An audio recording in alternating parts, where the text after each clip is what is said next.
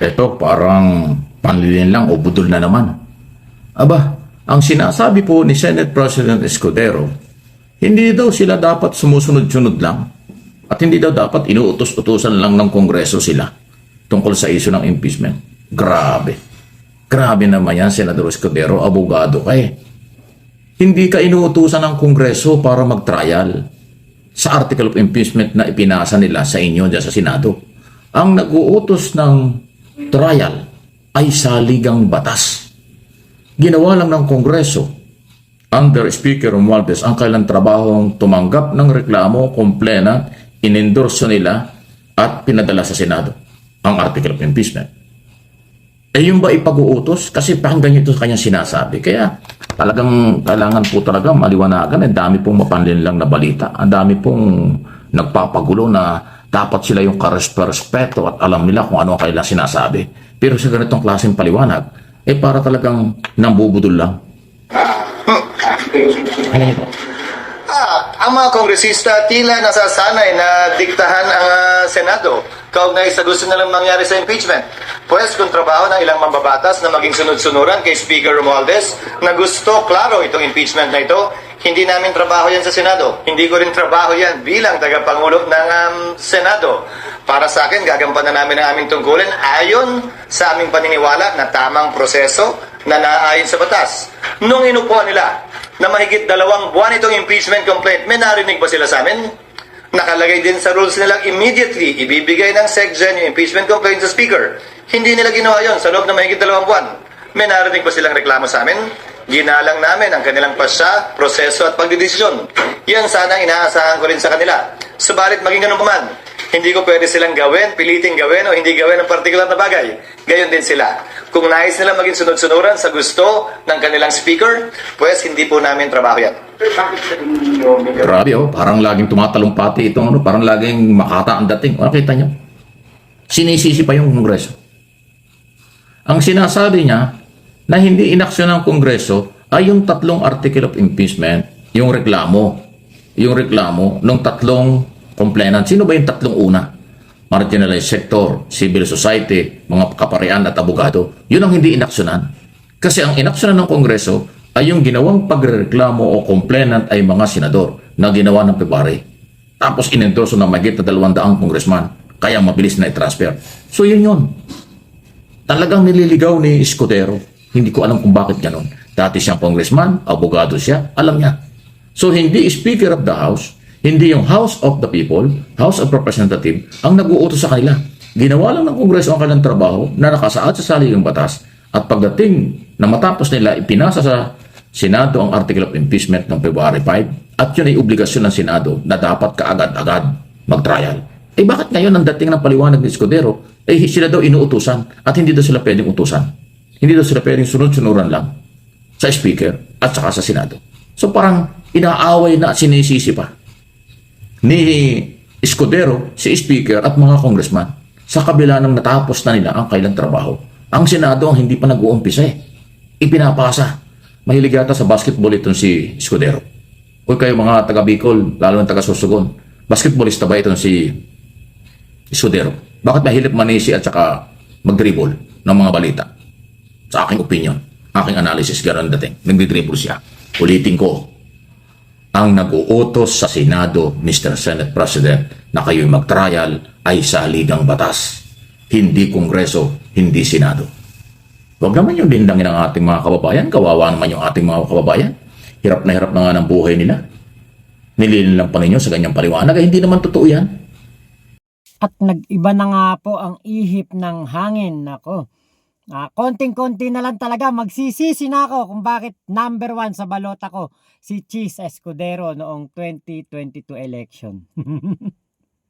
Kayo po ba sa mga bumoto dyan? Kaya Cheese Escudero, sisisi na rin po ba kayo? Medyo na-proud ako nung naging Senate President siya. Pero ngayon na ganyan ang ginagawa niya sa impeachment trial, ito kasing nangyayari na pag-delay, nangyayari na parang pagbasura, pagpatay pagpapahinto sa impeachment trial ni Sara Duterte ay mukhang ano na talaga nila to, kumbaga planado na hindi po talaga ituloy dahil ako tingin ko unang-una dahil siguro sa kagustuhan din ni PBBM na ayaw niya sa impeachment, kaya siguro etong mga senador etong lalo na ang ating Senate President baka sumusunod kay PBBM. Baka kumbaga gumagawa siya ng paraan para pabor kay PBBM na hindi malitis ang ating Vice Presidente. Kaya lang nga po, 'di ba? Nasa Kongreso na, nalipat na sa Senado, na-transmit na, hindi nila tinrabaho. Taong bayan naman ngayon ang magko-question. Siyempre, 'di ba? Tayo na mga Pilipino na gustong malaman kung ano ba talaga nangyari sa pera na nilustay ni Sara patungkol po dito sa kanyang pagiging DepEd Secretary. 612 million ang kailangan po na na ipaliwanag ni Sara Duterte dahil nga po diyan sa kaya nagkaroon ng mga grounds for impeachment. Yung paglulustay ng pera ng taong bayan na hindi po maipaliwanag. Ngayon, dahil nga po siguro ang ating Pangulong Bongbong Marcos ay hindi po pabor sa impeachment at sagagabalan daw ito sa pag-unlad ng ating bansa, 'di ba? Tama naman, tama. Kasi kaysa sa ang kumbaga unahin ng mga senador ay impeachment, 'di ba? Unahin nila ang mga bagay-bagay, ang mga batas, ang mga legislation na magiging malaki ang kapakinabangan ng mga Pilipino, 'di ba? Kaya lang nakita natin ang inuna naman nila pamumulitika. 'Di ba? Buti sana kung inuna nila ang paggawa ng mga batas.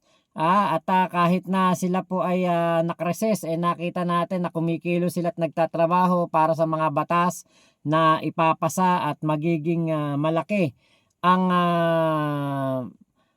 kapakinabangan ng mga Pilipino. Pero hindi naman po gano'n. Nakita natin ay pamumulitika ang inuna nitong mga to dahil nga po nagkaroon ng eleksyon. Kaya ayan na, kumbaga si Chis Escudero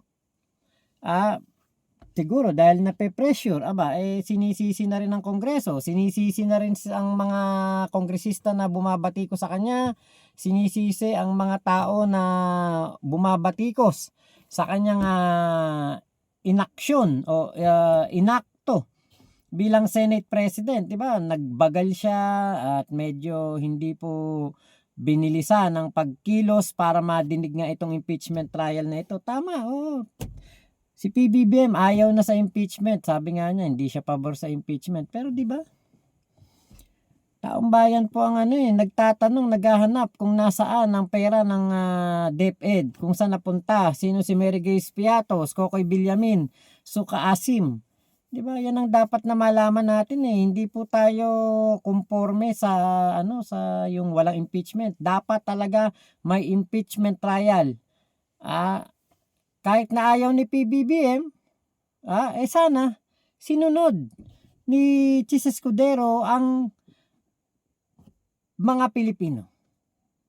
Sana sinunod ni Escudero ang kagustuhan ng mga kababayan natin, ng mga Pilipino na maliti si Sara Duterte para lumabas po ang katotohanan. Di ba? Para malaman natin kung guilty or not guilty si Sara. Kung hindi siya guilty, di okay. Kung siya guilty, di dapat parusahan. Ganun lang naman yun kaya lang nga po iba po ang nangyayari. At nakakadismaya lang po talaga. Sinasabi mo, susunod ka sa batas. Ba't hindi nyo sunod yung pagka-trial mula February 5? Ang dahilan lang ito sa inyong policy, sa inyong calendar, nakareses kayo, kaya hindi nyo ginagawa ang trabaho. Mas iginalang nyo, tirespeto nyo yung inyong calendar na reses kayo. Kaysa doon sa sinasaad ng saligang batas na kaagad-agad mag-trial pag tinanggap ang article of impeachment. Hindi ka sumunod sa batas. Ngayon sinasabi mo, sumusunod kayo sa batas. Ano yung sinusunod nyo? Anong batas na sinusunod nyo? Bakit tayo nyo mag-trial? At ngayon patapos na ang 19 Congress, saka lang kayo gagalaw sa last day sa June 11, kinabukasan, recess na, sarado na ang Kongreso. Ano yun? Binitin-bitin nyo, huwag kayong mandamay, Mr. Senate President. Huwag kayong manisi, huwag kayong mandamay dun sa inyong kakulangan. Sa aking opinyon at analysis sa isyong ito, kayo ang may pagkukulang, hindi ang House of the Peoples. Hindi ang taong bayang complainant at nag-file ng kaso. Huwag mong kalimutan ang mga congressman ay kinatawaan ng bawat distrito ng mamamayang Pilipino. Kinatawaan ng mga marginalized sector mula sa party list law, party list system. Hindi ba? So kaya nga, House of the People. Bakit mo sinisisi? Yung trabaho nyo, hindi nyo ginagawa na hinihintay ng taong bayan. Ngayon, isisisi mo sa kanila. Ano yan? Kung magsalita ka, ang bilis-bilis na para kang laging talumpati, lagi kang parang makata. Pero sandali, yung bilis ng sinasabi mo, pag inaral ng mga taong matitino, katulad ng channel na ito ng matino, dahil matino ang mga nanonood dito, sablay ka. Mawalang galang na, Senate President. Ang bilis mo magsalita, kung ganyan na sinasabi mo, sablay ka. Uulitin ko, kayo ang may pagkukulang. Kayo ang may pagkakamali. Hindi ang Kongreso, hindi ang Congressman, hindi ang mamamayang Pilipino. Ayaw ninyong bigyan ng pagkakataon ang mga Pilipino malaman ang katotohanan dito sa mga posibleng kasalanan ni Sara Duterte kung bakit siya inimpeach sa Kongreso at bakit siya kailangan tanggalin sa Senado kung kinakailangan. Ultimong trial para malaman ang katotohanan, ayaw niyong gawin. Tapos sisihan pa, ano ito, showbiz? Mahilig ka sa showbiz? Chismisan? Marites? Hindi dapat din yan. Kaya para sa aking opinyon, mukhang kailangan talaga magpalit ng liderato ng Senado pagdating ng 20 Congress. Kasi pasintabi na, Mr. Senate President, tagilid ng tabakuhan, tagilid ang katarungan, tagilid ang inaasam ng taong bayan under your leadership. Kasi iba ang sinasabi mo kaysa sa sinasabi ng mga batas at obligasyon mo sa bayan. Kaya kung mapalitan ka bilang Senate President sa July, hindi na kami magugulat. Baka nga ikatuwa pa ng maraming Pilipino na binitin mo, pinagdribulan mo, pinaasa mo, at pinaninindigan mo pa yung iyong sariling paniniwala kaysa sa paniwala ng mga eksperto sa batas, ng saligang batas at ng majority ng mga Pilipino. Issue lang po, walang personalan. Opinion lang, trabaho lang ang ating pagpapaliwanag dito. Pero obligasyon kong gawin ito dahil ang mamamayang Pilipino, mahal ko, pinaglilingkuran ko, ayaw kong palinlang, ayaw kong mabola, mabudol ang aking mga followers, subscribers at viewers ng aking mga channel. Mike Abe Opinions at ito channel na ito, MA Pinoy TV. Ang gara din no? Kasi naninisi itong si Chis Escudero. Bakit kaya ganun, no? Sinisisi niya ang Kongreso.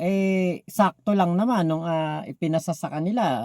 Bago sila mag-adjourn, nakarating na po sa Senado, na-transmit na po sa Senado ang mga impeachment complaint.